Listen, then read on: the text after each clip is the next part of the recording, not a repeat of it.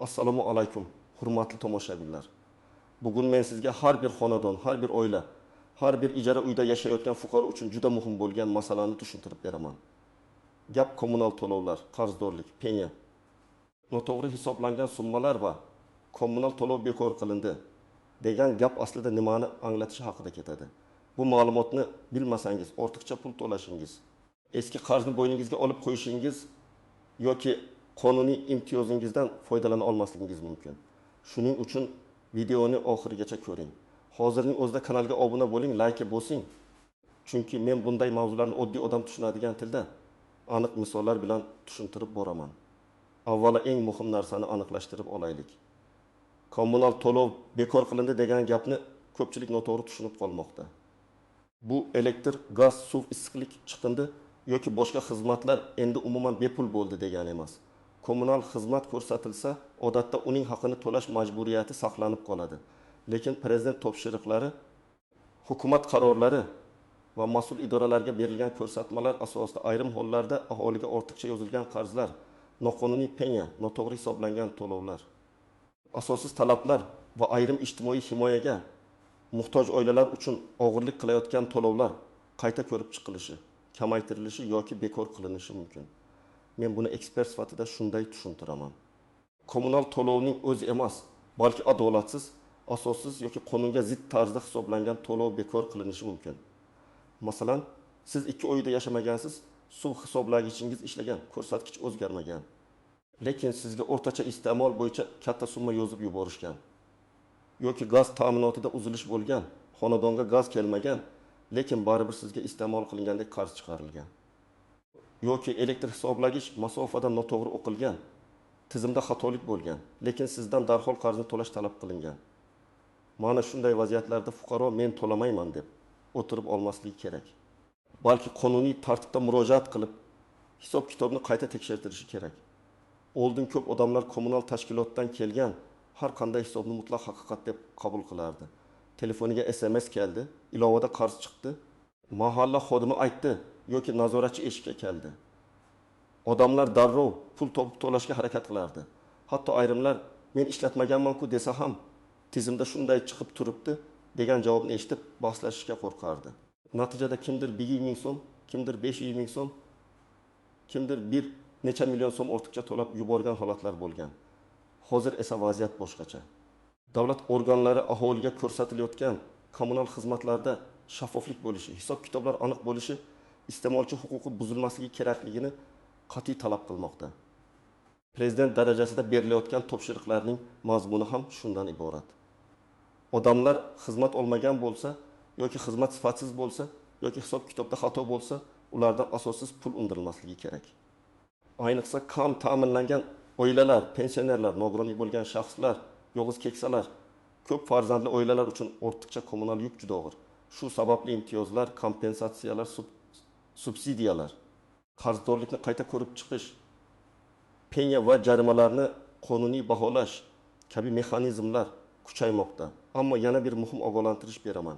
Hech kim prezident aytdi, endi kommunal to'lamayman deb xulosa qilmasin. Bu eng xavfli xato bo'ladi.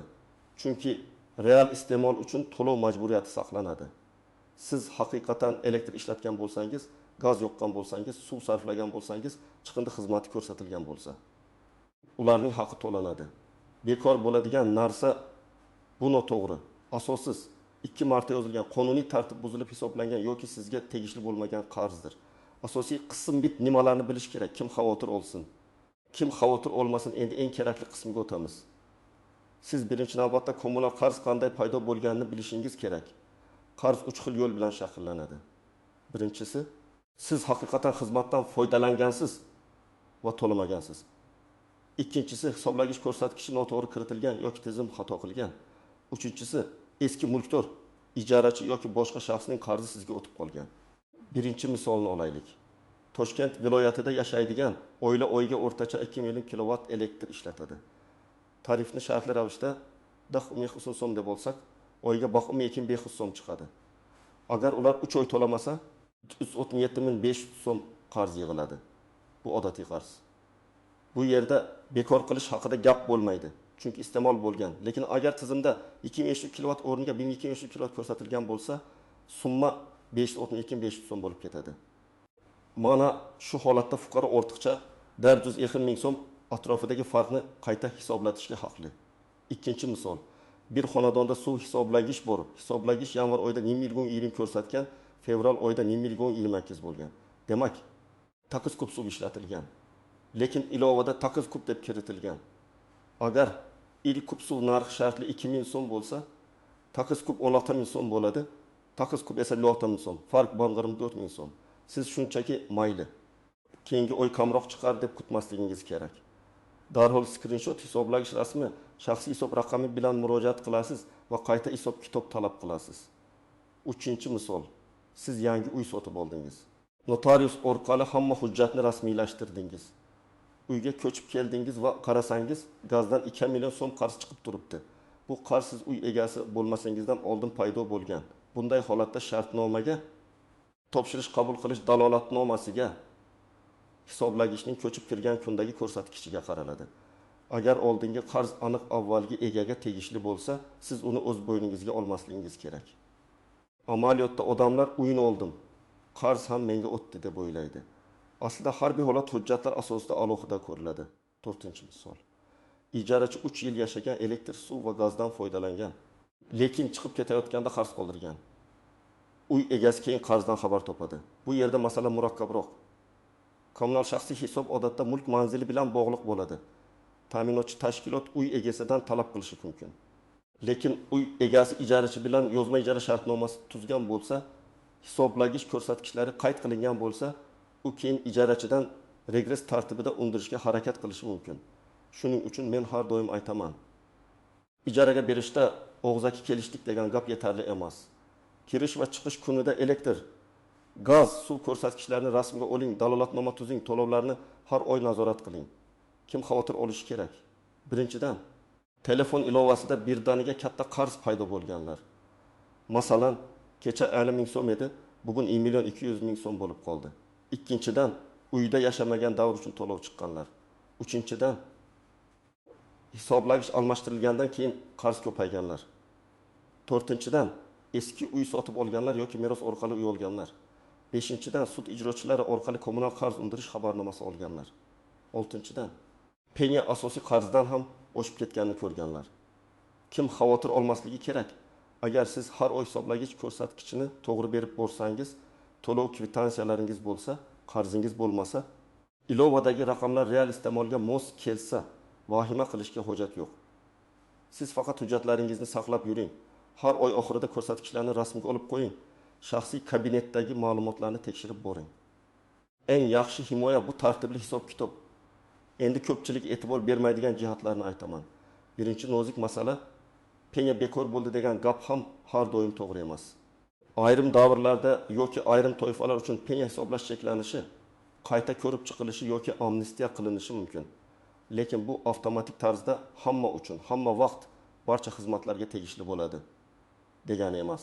Sizning holatingizda penya qachondan hisoblangan, qaysi qarzga hisoblangan, asosiy qarz to'g'ri penya qonuniy miqdordan oshmaganmi? Shular tekshiriladi.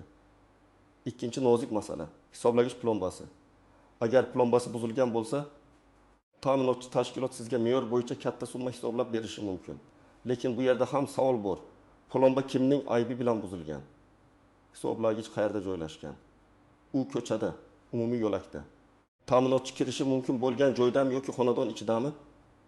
Siz darhol xabar berganmisiz yoki yashirgansiz? Masalan, hisoblagich tashqarida turibdi, uni siz nazorat qila olmaysiz. Plomba shikastlangani ham birinchi bo'lib nazoratchi ko'rdi. Bunday holatda sizdan avtomatik ravishda katta jarima undirishdan oldin dalillar tekshirilishi kerak. Agar esa hisoblagich xonadon ichida bo'lsa, plomba buzilgan, iste'mol yashirilgan bo'lsa, bu jiddiy muammo bo'ladi. Uchinchi nozik masala eski qarzlarning muddati. Ba'zi fuqarolar 7 yil oldingi, 10 yil oldingi kommunal qarz chiqib qoldi deb murojaat qiladi. Bu yerda da'vo muddati qarzning tan olingani yoki olinmagani, to'lov qilingan qilinmagani, sud qarori bor yo'qligi muhim. Agar qarz bo'yicha sud qarori chiqib, ijro hujjati mavjud bo'lsa, masala boshqa tartibda ko'riladi. Agar hech qanday sud bo'lmagan, qarz esa tizimda eski ma'lumot sifatida turib qolgan bo'lsa, siz uni tekshirtirishga haqlisiz. Men maslahat beraman. Eski qarz degan so'zni eshitsangiz, Darhol qaysi davr, qaysi asos, qaysi hisoblagich ko'rsatkichi, qaysi dalolatnoma, qaysi shartnoma asosida deb yozma so'rang. 4-nozik masala ijtimoiy himoya. Ko'p oilalar o'ziga tegishli yordamdan foydalanmaydi. Temir daftar, ayollar daftari, yoshlar daftari, kam ta'minlangan oila maqomi, nogironligi bo'lgan shaxslar, yolg'iz pensionerlar, ko'p bolali oilalar bo'yicha turli yordam mexanizmlari mavjud bo'lishi mumkin. Har bir hududda tartib va manbalar farq qilishi mumkin. Lekin prinsip bitta. Agar oilaning daromadi past bo'lsa va kommunal xarajatlar og'irlik qilsa, mahalla, tuman ijtimoiy himoya bo'limi, hokimlik yoki tegishli platformalar orqali yordam so'rash kerak. Bu uyat emas, bu qonuniy huquq. 5-nozik masala kommunal xizmat sifati. Agar issiqlik yetarli bo'lmasa, suv bosimi juda past bo'lsa, gaz muntazam uzilsa, elektr tez o'chsa, odamlar ko'pincha faqat shikoyat qiladi, lekin dalil to'plamaydi. Dalilsiz esa qayta hisob-kitob qilish qiyin. Masalan, ko'p qavatli uyda isitish tizimi ishlamayapti, lekin to'lov to'liq chiqmoqda. Siz qo'shnilar bilan birga dalolatnoma tuzishingiz, boshqaruv servis kompaniyasiga, issiqlik ta'minoti korxonasiga yozma murojaat qilishingiz, haroratni o'lchab rasmga olishingiz, murojaat raqamini saqlashingiz kerak. Shunda keyin xizmat sifatsiz bo'lgan, qayta hisob-kitob qiling deyishga asos paydo bo'ladi. 6-nozik masala og'zaki va'da. Nazoratchi kelib, aka hozir to'lab qo'ying, keyin qayta hisob bo'ladi desa, siz og'zaki gapga ishonib katta pul to'lab yubormang. Har qanday va'da yozma bo'lsin, ariza raqami bo'lsin, dalolatnoma bo'lsin. To'lov qilayotgan bo'lsangiz, izoh qoldiring, bahsli qarz bo'yicha vaqtincha to'lov yoki kamida kvitansiyani saqlang. Chunki keyin men boshqacha degandim degan gapni isbotlash juda qiyin. Endi eng amaliy qism. Agar sizda kommunal qarz noto'g'ri chiqdi deb o'ylasangiz, men tavsiya qiladigan aniq yo'l yo'riq shunday. Birinchi qadam, vahima qilmang va darhol to'lab yubormang. Avval qarzning tarkibini ko'ring. Asosiy qarz qancha, penya qancha? Qaysi oylar uchun, qaysi xizmat turi bo'yicha? Elektr alohida, gaz alohida, suv alohida, issiqlik alohida, chiqindi alohida tekshiriladi. Ikkinchi qadam, dalil to'plang. Hisoblagichning hozirgi ko'rsatkichini rasmga oling. Rasmda sana ko'rinib tursa yaxshi. Eski rasmlar bo'lsa, ularni ham toping. To'lov kvitansiyalarini yig'ing. Mobil ilova skrinshotlarini saqlang. U yo'lda sotish shartnomasi, ijara shartnomasi, meros hujjati, kadastr hujjati, pasport nusxasi, shaxsiy hisob raqami kerak bo'lishi mumkin. 3-qadam, ta'minotchi tashkilotga yozma murojaat qiling. Elektr bo'lsa, hududiy elektr tarmoqlariga, gaz bo'lsa, gaz ta'minoti idorasiga, suv bo'lsa, suv ta'minoti korxonasiga, issiqlik bo'lsa, issiqlik ta'minoti tashkilotiga, chiqindi bo'lsa, sanitariya tozalash korxonasiga murojaat qilasiz. Arizada shunday yozish mumkin.